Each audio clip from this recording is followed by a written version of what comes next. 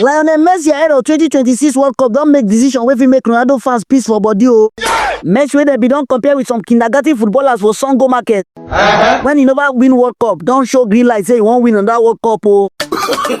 The funniest thing be say he don go meet that baba wey dey always point am to if he score say he wants this success again. Aside from this, Lionel Messi don adjust him training load so that he no fold if he meet those defenders wey get strength pass carpenters for the World Cup. Lionel Messi sef go pick games wey him go dey play now like person wey dey pick beans. All this one na so that he go arrive at the World Cup with no problem at all. E be like say our brother Cristiano Ronaldo sef don pick this signal o as baba don go on strike like ASU dey run am before. This man! Messi wey be like doubting Thomas over whether he go go World Cup, he don dey sure say this man go go now as he don dey make preparation towards the 2026 World Cup.